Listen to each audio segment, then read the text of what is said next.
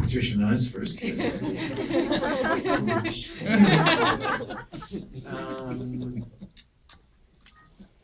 My first kiss was with a girl named Cindy at the Hamilton roller rink during the slow skate.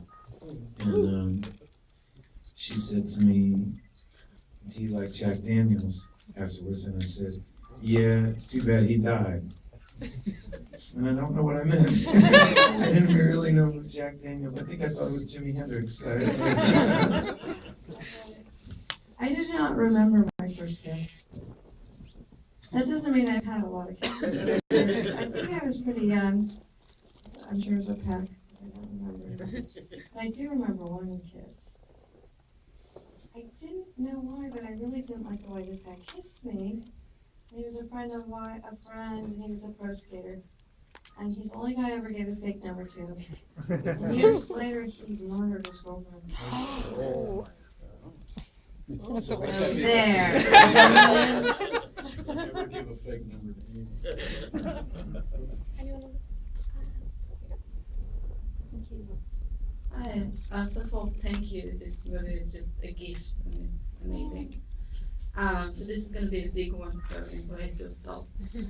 I was just wondering, how did this project change the way you think about cinema and your idea of what is cinema and what cinema could be and should be?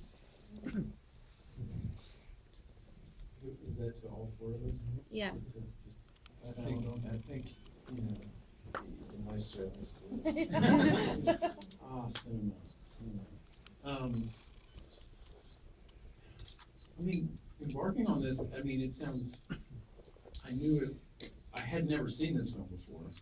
I kind of figured by this point, people would be pointing out to me how this film had in fact been made before in some country, and you know, but it never has happened. You know, no one came forward with the film that felt original to me that I hadn't seen before. So, it felt like some huge idea at the time, very simple, but an idea I had based on just years of thinking about it. Cinema in general, storytelling, narrative storytelling, the possibilities of it in relation to time and structure. And, I mean, I have spent my adult life thinking about that kind of stuff. But then in this film, I was solving a particular problem, so I liken it, it sounds arrogant or something, but like a scientist who goes to sleep at night and then dreams the formula for his whatever that solves his problem. It's kind of like, well, you're a scientist to begin with, and you're thinking of a problem, so you get the answer that's obvious. So I was kind of in that same boat, but I was a storyteller who was trying to figure out how to tell a story given the limitations around what I was confronted with. But I think about this all the time, though, time in cinema, the boundaries of narrative and filmmaking. I always approached cinema like I was really excited about it. I felt when I first got involved in film that it had all these really unique storytelling possibilities. I love the medium so much, and I still think it does. You know, so I think film still is a wide open frontier for storytelling.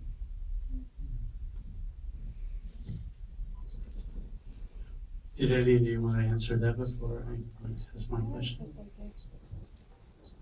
I just want to say, as far as cinema goes, I feel like I've watched this really strange shift in cinema in the course of my career, and I've seen it sort of become a business of bankers and spreadsheets. And I think the way that Rick chose to, the restraint in which he directed this movie, the structure coupled with the collaborative openness and the balance of those two things, he didn't tell the obvious dramatic story. And most people would say, you're not following the formula of storytelling, and you're not catering to this demographic. And there's philosophical elements of the human connection and communication and space for the human relationship. If this movie does well, I think, first of all, financiers are going to have to re-examine being a little more supportive of exploring. I hope it makes enough money. Well, copy. And I think also that young film audience audiences actually enjoy this. And I think the more we move towards technology in our human communications, the more we're gonna have the need as human beings to see movies that are about humans. I think there's this kind of tendency or need to gravitate towards like hyper drama, as if that's the only thing that makes a story worth telling. These big fantastical moments that don't happen to most of us, and I think it's really powerful to kind of dwell on the little things.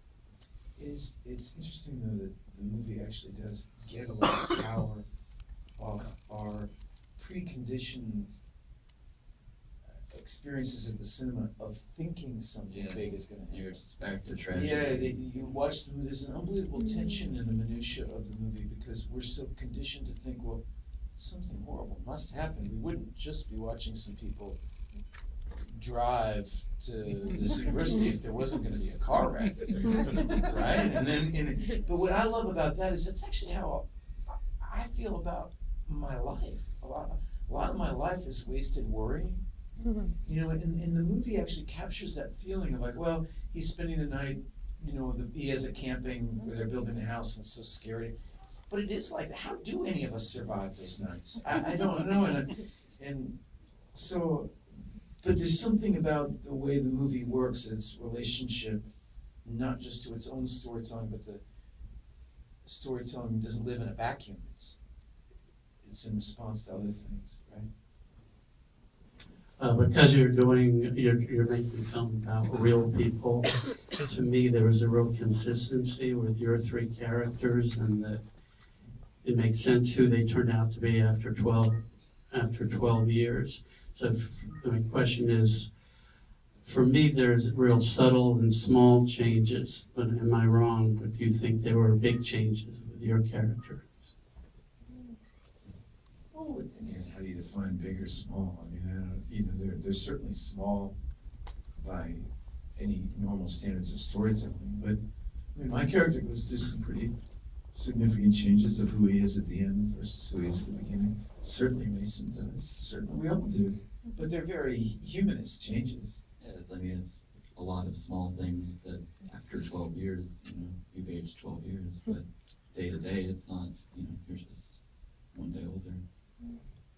But were you going for that consistency? I guess that's the question with you. Well, if you wanted to do a story about transsexuals, you did a bad job. Well, wait a minute. I don't know, that was trying to be funny and it really wasn't. I mean, that's all over the internet. Please forgive me, delete that.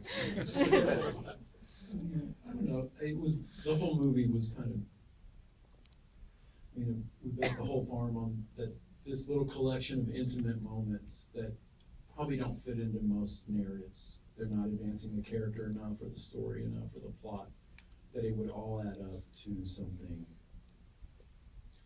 much bigger than each little place, each little piece of it. So that was kind of the feel to the whole movie. But that mirrors our lives, So I thought everything had a life corollary in that way. So. We're gonna go back there to the. So I know we were told we could only ask one